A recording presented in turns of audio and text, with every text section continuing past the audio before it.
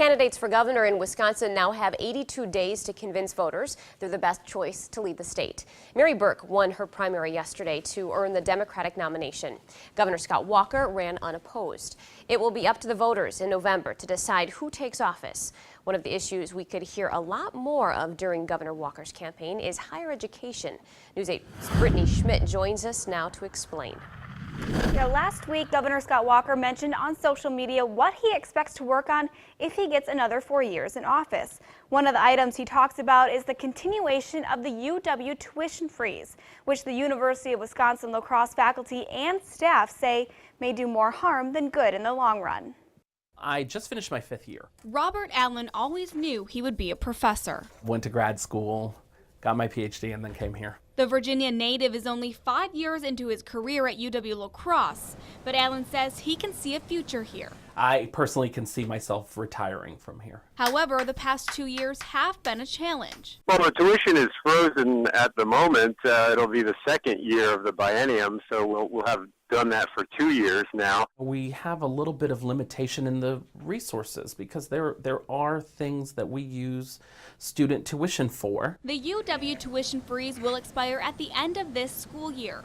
However, if Governor Scott Walker is reelected in the fall, a recent tweet suggests it could be extended. For students, a tuition freeze is better on their pocketbooks. It's easy to say, well, in the short term, that's less money I have to pay. However, in the long run, Allen says it may impact the student's experience. The problem with tuition freezes is that part of that impacts salaries. You want your school to grow as well, so that when you're out there and you say that you went to UWL, people know that that is, an amazing school. And so that's only going to happen if resources can keep coming in to recruit new faculty, to keep the outstanding faculty we already have. We just lost somebody the other day to Minnesota for much higher pay, and we're going to keep losing ground if we don't get some tuition to pay our people a little more competitively. Although Allen could see a future here.